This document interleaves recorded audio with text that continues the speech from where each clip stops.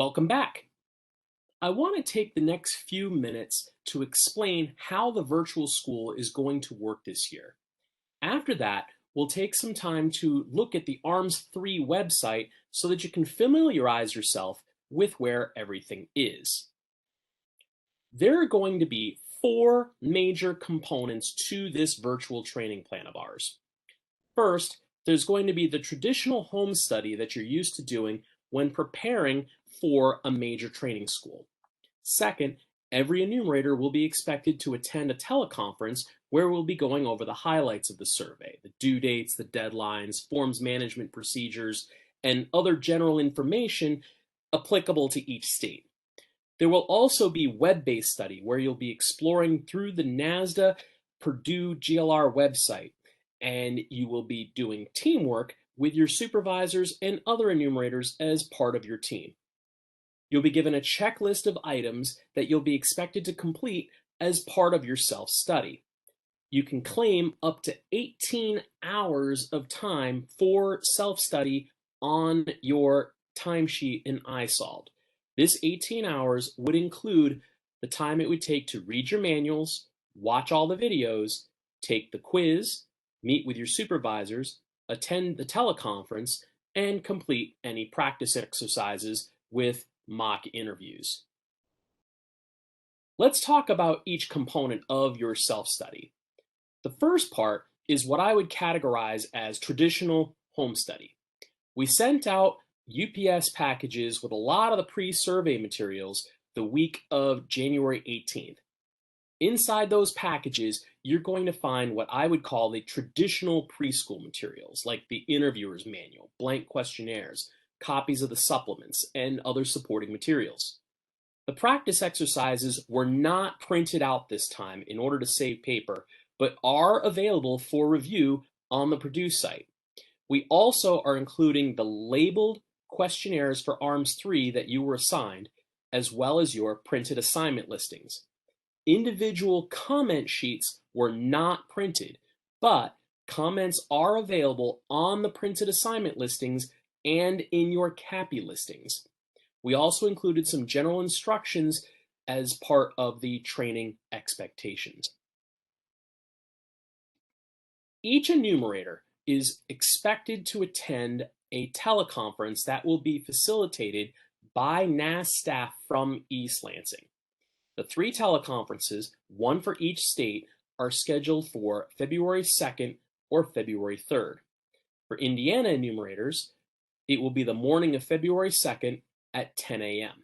For Michigan enumerators, it will be the afternoon of February 2nd at 2 p.m.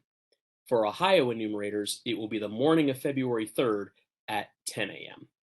If you are unable to attend your state's teleconference, you may be able to join in with one other state's teleconference. Please be sure to communicate with your supervisor or your NASDA coordinator to make sure that everybody is aware of which teleconference you plan to attend. During these teleconferences, we're going to focus on the general survey procedure, due dates, the benchmarks, survey coordination, and other survey reminders. We'll also take a quick look at some of the materials that are on the website. We'll share any late-breaking survey developments and items that were not included in the recorded sessions, and we will address any questions that people have based on things that may not have been clear in the material provided to you in the videos or in the other resources on the website. But we are not going to be spending time during the teleconference looking at the questionnaire content. The expectation is that you'll be reviewing a lot of that material on your own through your self-study of the web materials and conversations with your supervisor. A major component of your self-study will be reviewing the materials provided for you on the Purdue GLR website. The Great Lakes region has posted several training videos for you to watch which cover the different sections of the ARMS Phase 3 questionnaire. These videos were mostly produced by staff in the NAS Northern Plains Regional Field Office in Lincoln, Nebraska, and they were good enough to share those videos with us. While our original plan was to have the Great Lakes Regional Office develop all the videos, we quickly realized that the videos being created by the Northern Plains region were going to be just as good as anything we could have created ourselves, and we didn't see the point of recreating the wheel. So in those videos, you're going to be introduced to a few new faces, but we're all working as part of the same team. Another change you're going to see this year is how we're going to be administering the enumerator quiz. Instead of having a quiz to complete on paper that you can send to your supervisor, the quiz will be administered online through the Purdue site. The questions asked will be the same ones which would have historically been on the paper and pencil quiz, but you're just going to be doing the quiz online. The great thing about online quizzes is that you can get immediate feedback as to whether or not you're answering the questions correctly. And we will be able to share this information electronically with your supervisors, who then can help you understand what you may not have gotten correct. For those of you who worked the ARMS 2 survey, you know that we broke out the quiz into several mini quizzes and attached each mini quiz to each video produced. For ARMS 3, we thought we would stick to doing just one quiz, especially since there were so many more videos we created this time around. The next component of your self-study will be teamwork. You will all be expected to have a meeting with your supervisors. This might be in the form of a group teleconference. This might be in the form of a one-on-one phone call. This might be in the form of a Zoom meeting. I want to emphasize that these meetings with your supervisors are not going to be mini schools.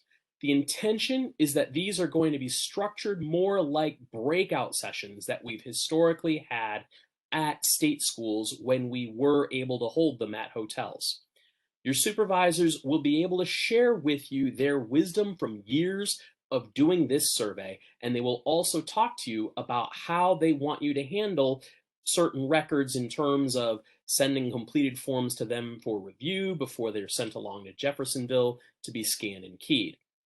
They may also be able to share with you some strategies on how to handle conducting ARMS interviews over the phone and any other items that are not going to specifically be covered in any of the materials we've already posted to the Purdue site. Next, all enumerators should conduct at least one practice interview over the phone with a partner. Up until this year, remember, this survey was never intended to be conducted over the phone. So it will be important that you consider how you will introduce this survey to respondents over the phone. Convince them to complete the survey, whether by mail, over the internet, or over the phone with you. Your supervisor may choose to pair you up with one of the fellow enumerators in your group to conduct these practice interviews, or your supervisor might want to conduct these practice interviews with you directly. The general idea is that you can use one of the practice exercises provided on the Purdue site as the basis for a mock interview, imagining the respondent is following along with you with his or her own copy of the questionnaire while you ask the questions. As far as the timing of your training goes, enumerators can begin their self-study once they have all the materials in hand. All enumerators are expected to attend their scheduled teleconference, but if there is a conflict, like I said before, you may be able to attend a different state's teleconference. Enumerators are expected to watch all of the online videos, and altogether those take about 2.5 hours. You'll need to complete your online quiz and do a mock telephone interview. Then you also must meet with your supervisor at least once before your training can be said to be complete. Once your supervisor is satisfied that you are fully trained, then you are welcome to begin enumeration. Now that you've been listening to this for a few minutes, you might be asking yourself a few questions. We've already answered the first one. How early can you begin your self-study? Well, as soon as you get your UPS packet with your interviewer manual in it, you can begin reviewing that material right away. You might be able to review some of the material on the website even earlier than that. How early can phoning begin on the survey? Well, as soon as your supervisor feels that you're sufficiently trained and you're ready to begin interviews, you can begin. You probably should not begin before your state's teleconferences on February 2nd or February 3rd. Ultimately, you should plan on starting no later than February 15th. Why not follow the train the trainer model followed by mini schools that we've done in the past? Well, we wanted to provide more of a state-supported training program for everyone here for this survey. This experience will hopefully give you something more well-rounded and give you an experience that hopefully, if we need to do this again for another school, we can replicate and feel successful with it. What's the motivation behind this training model? We wanted to provide something as close as possible to the state school experience as we could. At state schools, what you would normally see are statisticians lecturing on the content, breakout sessions with supervisors, practice exercises, and reviewing of quizzes. This is essentially the same idea, except we're doing it all virtually. Why not have just one teleconference? Well, this is a pretty big survey. It would be a very long teleconference. The lecture videos themselves, like I said, take about 2.5 hours to go through. By structuring the training this way, the enumerators have the option of watching all the videos in one sitting or spreading them out over several days. The goal is for you to have all the training completed by February 5th, and we're giving you the option of figuring out what time is best for you to conduct your self-study. If it takes a little longer for you to complete the self-study, that's probably okay. We feel that doing it this way would be much better than trying to lock down everyone into attending one very long teleconference or several shorter teleconferences at some fixed time that may or may not be convenient for you. Finally, why not use Zoom instead of teleconferences, or why not use Zoom to do the training? Well, we thought about it and came to the conclusion it would take a lot of effort to get everyone coordinated to use Zoom, and we would need to hope that everyone's internet connection was solid enough for people to participate without interruption. So we're going to go with using the telephone, and then you can follow along with any presentation we do on your iPad, reviewing slides that we will post to the Purdue site. We may do a Zoom training at some point in the near future, but not this cycle. We're going to take our time to plan that one out. Now, I'd like to switch gears and take a look at the ARMS 3 pages on the Purdue site and see if we can find all of the pieces we are going to need to help us with this self-study. So, once we arrive at the ARMS 3 page, you're going to see that the layout of the page is very different from what we've done before. Since the first priority is to make sure everyone is sufficiently trained on this survey, we put the training information for you at the very top of the page, which will include links to this video, links to the agenda for the enumerator teleconferences that are scheduled for February 2nd and February 3rd. There's a link here to the online home study quiz and a link to the online training evaluation. As a reminder, everyone is expected to complete the online home study quiz before beginning enumeration, and everyone should complete the online training evaluation once you have completed your self-study, which for most of you should be by February 5th, but for some others, if it takes a little longer, could be by February 15th. Now, I'm not going to be able to take the time in this video to open up every link that is here, But I strongly encourage you, as part of your self-study, to go through every link on this page so you are aware of the resources that you have available to you. There are some materials that we did print and provide copies for you in the UPS packages that were sent, such as the checklists and cheat sheets, but several items we left as being available online only. Be sure to take the time to become familiar with what is here and how it can help you. Directly below the training plan are links to the training presentation videos. Altogether, we have posted 15 videos and the slideshows which accompany them. The total time to review all of the videos is approximately 2.5 hours. When reviewing the materials, you can choose to watch all 15 videos in one sitting by clicking on this top link up here. Alternatively, we also set it up so that you could review each video separately, one at a time. We set it up this way to give you the flexibility to review this material in a way that works best for you. Some of you will be able to sit down in one afternoon and take it all in all at once, 2.5 hours in one sitting, while some of you will want to spread out your study over several days. Now, these videos were all produced by the Northern Plains Regional Field Office in Lincoln, Nebraska. The presenters are a wide variety of people from different regions of NASS, including the Northern Plains region, the Upper Midwest region, and the Delta region. Some of you might be asking why the Great Lakes regional staff didn't do any of these videos, and the short answer is we could have and we're planning to, but once we saw what was being created by the other regions and the other regions offered to share their videos with us, we didn't see any point in attempting to duplicate the efforts. And in some cases, I'm not sure that we could have. Take, for example, video number 1.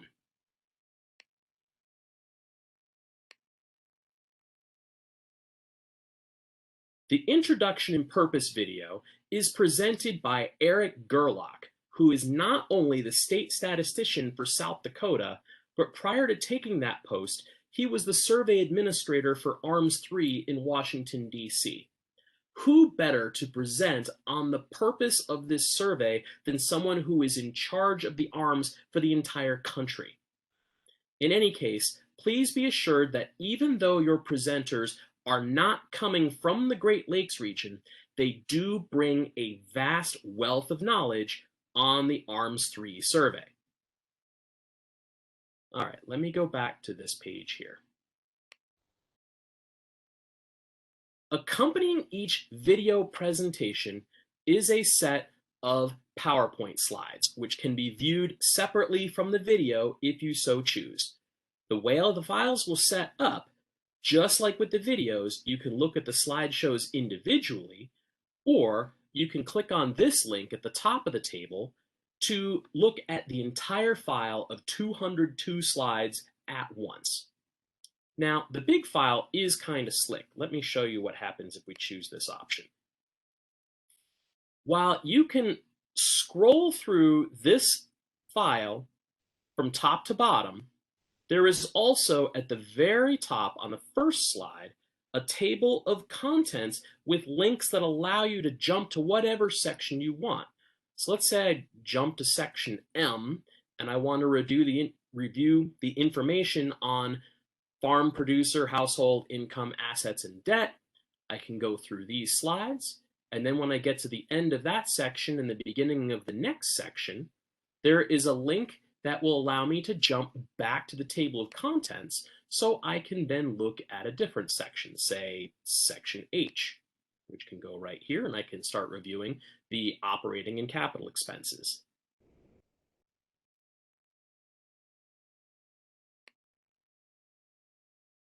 All right, now let's go back to the main page and let's scroll down below these videos.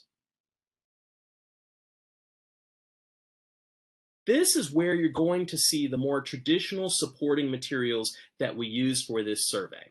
In the top left, you're going to find the pre-survey materials like the enumerator memo, pre-survey letters to respondents, a copy of the letter that went with the second mailing. There's copies of brochures, background information, flyers, and other testimonials.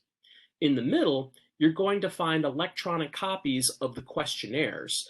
We also have an electronic copy of the respondent booklet, the screening supplement, and the out of business screening supplement. We also have this quick reference sheet that will show you the lender and loan codes that are used for Section J and the value codes that are used in Section M when you are asking about the farm household finances.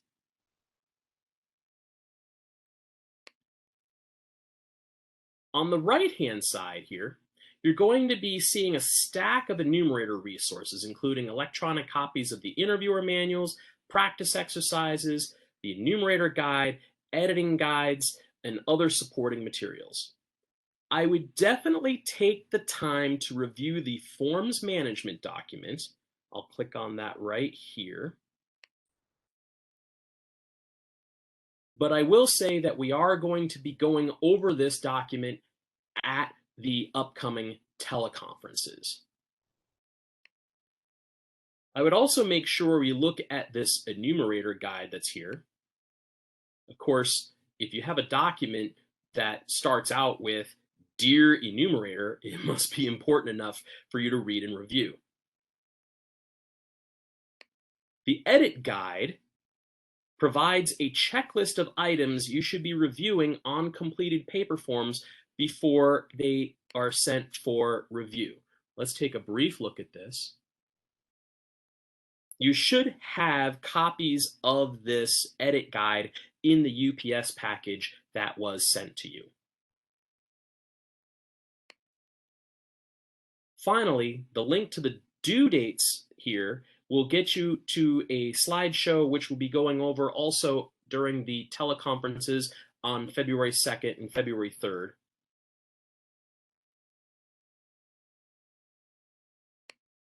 Finally, at the bottom of this list, there is a link to get you to the NASDA.org website where you can find some more supplemental materials to help you on this survey.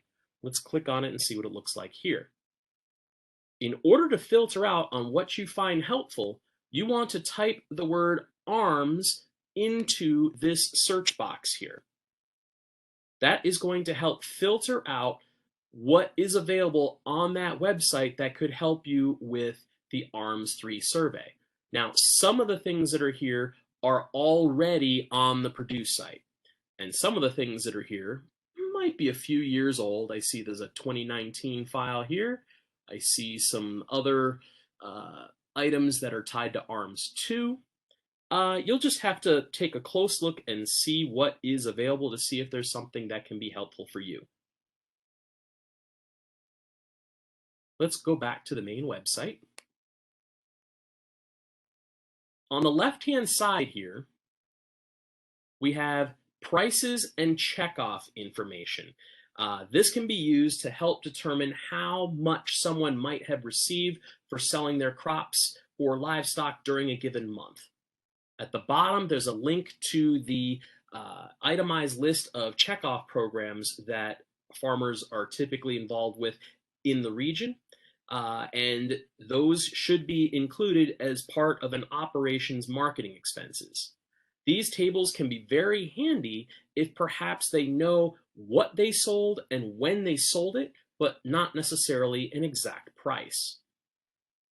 In the very middle, we have what you call these cheat sheets, which can help you and the operators you're working with break down and account for all the little pieces associated with things like inventory assets, marketing expenses, and grain income.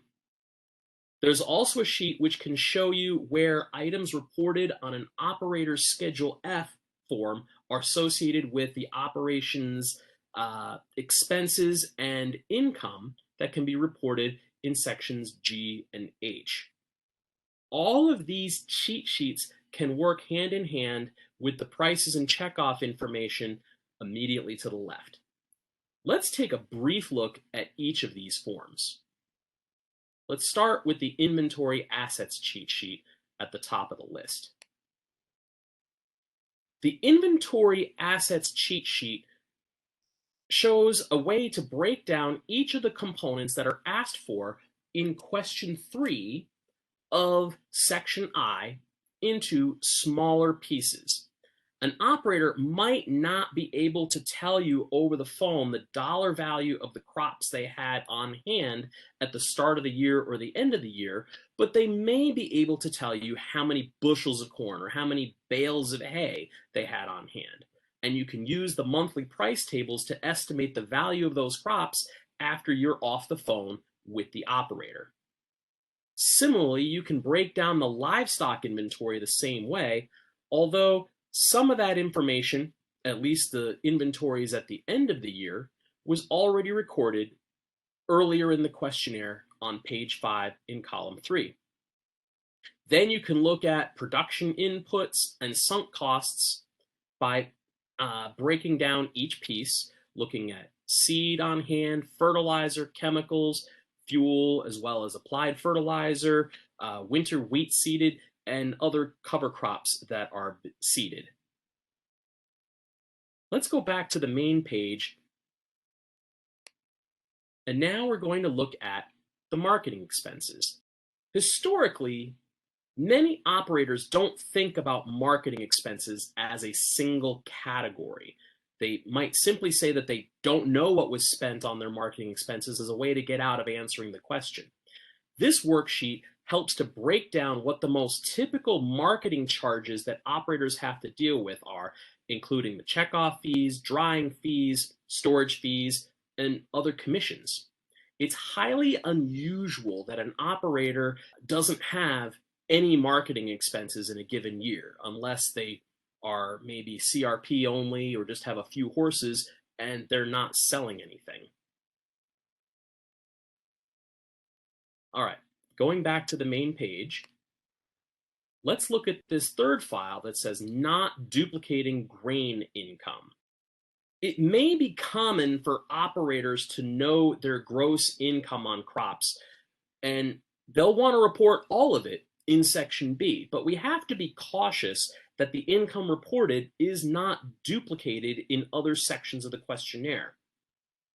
What this worksheet can do is help us separate out the farmer's income so that you can eliminate any potential duplication. On this top row, we can have the operator report what their gross sales were for all their corn or all their soybeans or other crops for 2020. On the second line, one can report what was received through their marketing contracts, which would normally be reported in section E. On the third line, they could report what was sold or moved off the operation but hasn't been paid for yet. Those are listed in section F as part of the accounts receivable.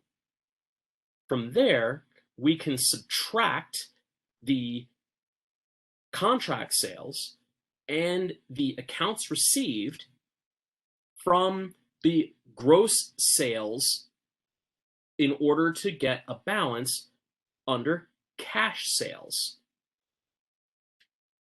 This is a way that can be used to help us make sure that contract income reported in section E isn't duplicated with accounts receivable in section F or cash sales reported in section B. All right, one more cheat sheet. Let's look at this Schedule F hints file. This cheat sheet can help you break down some, but not necessarily all, of the information reported on the IRS Schedule F. In these little spots in here, you're told where that information that is reported on these specific lines can be recorded in the ARMS questionnaire. Now, it's not a complete list, but if the operator is willing to share with you a copy of their Schedule F, then it is better than nothing. As you recall, we really need to get the expenses information above any other information that is provided on the questionnaire. If we do not have enough data to fill out Section H on operating expenses, then we really do not have a usable report. Now, let's go back to the main page again. You should have gotten copies of all of these cheat sheets in your UPS package. But if you need more, you can always go to the website and print off additional copies as needed. Or in a pinch, we can send you extra copies from the regional field office. All right, now that we've looked at the 4 cheat sheets, we're back on the main page here. I want to look at what other resources are available for you. On this very bottom on the left-hand side, we have these top 10 lists. We have shared these top 10 lists before. This first one lists the ways that the ARMS data are used while, let's go back to the page here. This second one will list ways that we might be able to convince reluctant respondents to cooperate on the survey. These are definitely worth reviewing. Now, there's a few other items I want to point out that are on the main Purdue site, the home page for GLR. I'm going to scroll back to the beginning here, and I'm going to click on the Great Lakes link to get me back to the Great Lakes page. I'm going to scroll near the bottom. Over on the right-hand side here, under Guides and Handbooks, there are several resources available, such as the tips for conducting phone interviews, the tips for talking about NAS, the increasing cooperation engagement video, which talks about how to deal with objections, other guides for conducting surveys, other frequently asked questions for new enumerators. If you haven't looked at these files in a while, this is as good a time as any to go back over these resources as well. All right, I'm going to go back to the ARMS page one more time. Scroll back to the bottom where we were.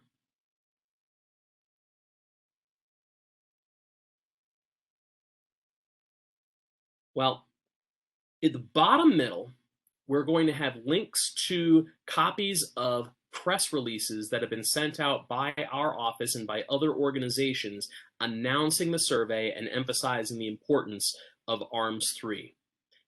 Finally, here in the bottom right, we will have a link to what we call an oversights page. As we progress through the survey, inevitably we are going to start finding problems with some of the materials provided, errors in the interviewer's manual, typos on the questionnaire. We might also look at particular problems that show up on the edit as we start getting forms back in from the mail and from the field. We may see some common errors that enumerators are doing that we will post to this link here. And then as we add more, we will also indicate the date as to when this file was updated. That pretty much takes care of everything I wanted to show you here. What I will say is that as our focus transitions away from training and more toward data collection, we'll be moving this resource material that's at the bottom of the page up to the top of the page, and we're going to take these training links and videos and move them to the bottom of the page.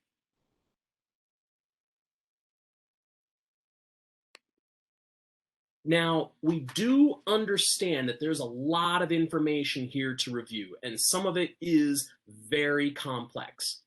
As you're going through all these videos, reviewing your manual, and going through all the supplemental information, be sure to write down any questions that you might have that weren't answered in your self-study so you can bring them to your state's teleconference to ask, or you can also ask your supervisor when you meet with them, or you can send them to your NASDA coordinator or one of the survey statisticians at the Great Lakes Regional Office in East Lansing.